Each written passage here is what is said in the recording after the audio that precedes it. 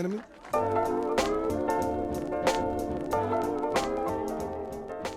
Today we're going to review the Top Fin 5-gallon.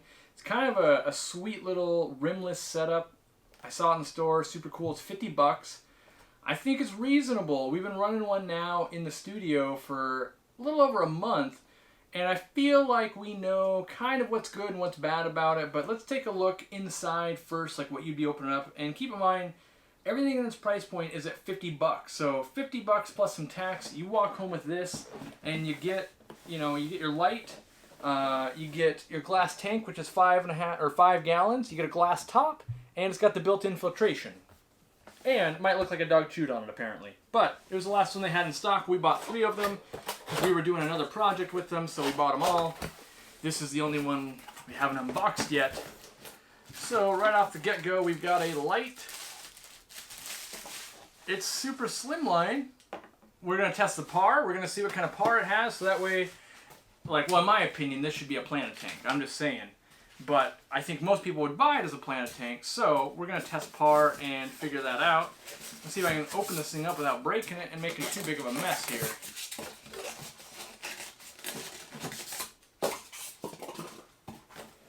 Next up, we got braking stuff.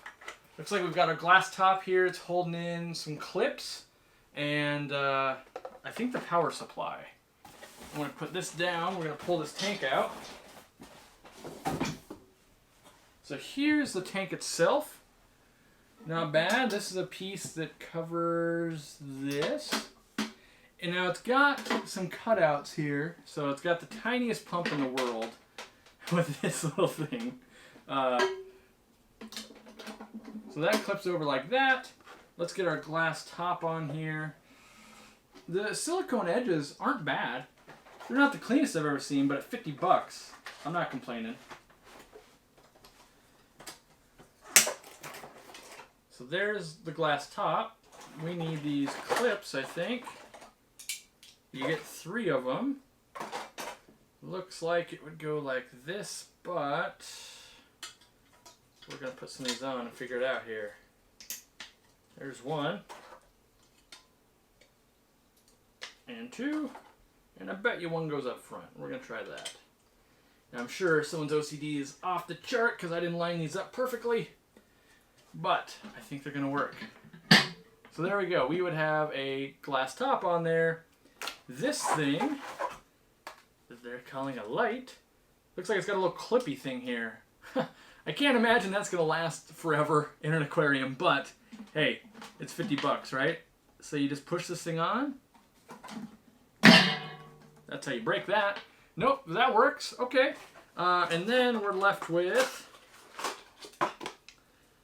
some cardboard. And this is the biggest thing I hate about this tank. And there's a couple things I don't like. There's a lot of things I do like. But what I don't like about is there's one plug-in. They've saved some money here. You plug your light and your filter into it. So, now you're thinking, okay, yeah, I get it. Why is that so bad? Well, imagine you're a reasonable person. You're not a freak of nature. And you might want to plug your aquarium light into a timer, right? Well, if you plug that in, you're plugging your filter into it as well. So if I come over here and I plug this thing in,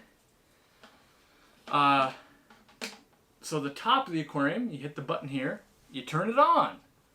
So it's a manual only system. It might be great in your office if you're coming to work each day, you tap it on, you leave for the day, you tap it back off, but you can't put it on a timer because this one that I didn't plug in is for the filter. And then is there a nighttime mode? Nope, just on or off, that's all we get. So it's not bad, it's decently bright.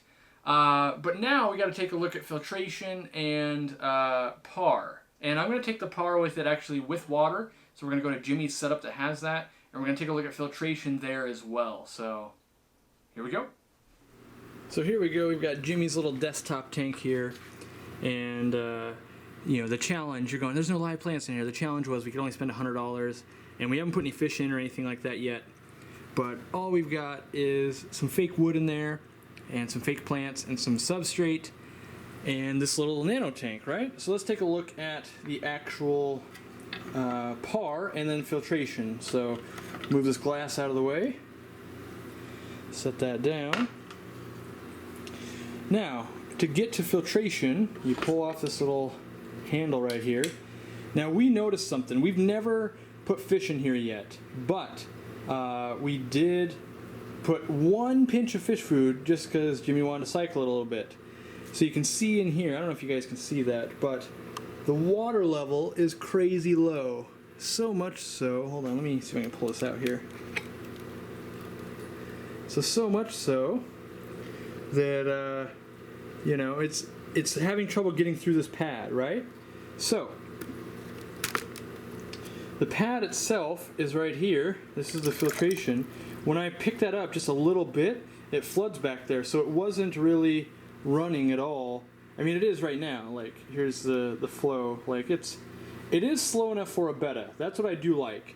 But these cartridge systems, this is one of my biggest pet peeves, I guess, of the system. We've never had a fish in it yet, and it's found enough debris, and I wouldn't call this thing dirty by any means. Like, it's not even brown, but it's enough to restrict that flow back here to an unusable level. So I have a feeling if I was using this tank, I'm going to want to hot rod it with some bio rings or a coarser piece of sponge, because me just putting that back down in there, we can watch this water level go down just by putting in a cartridge filter that is not very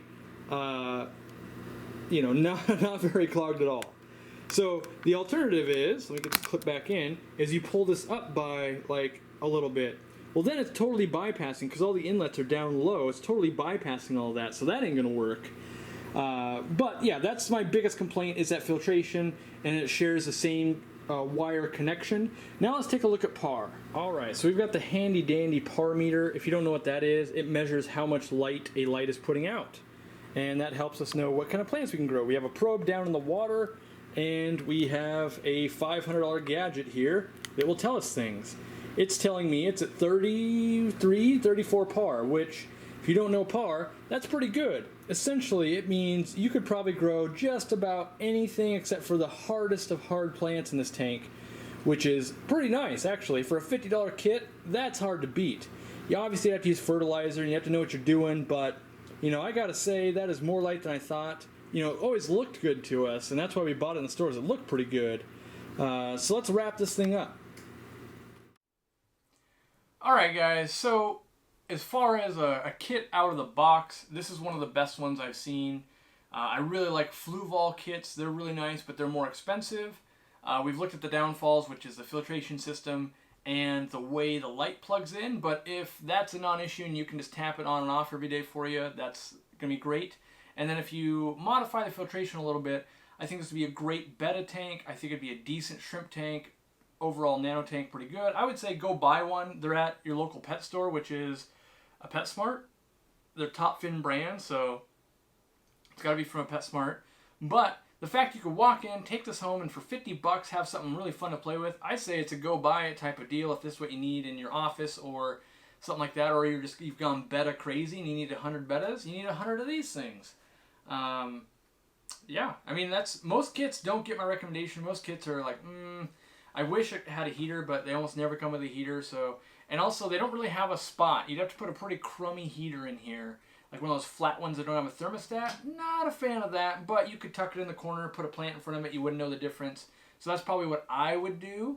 But hopefully you guys enjoyed this review. Hopefully you're watching it because you were this close to buying one, and now you saw the review and you go, hey, it's got enough power to grow plants, it's got decent flow for bettas, all I gotta do is a couple little simple modifications, and I got myself a sweet tank for only 50 bucks. So we'll see you in the next one, guys. Check out our other reviews and our main channel and all that, and yeah, have a good one.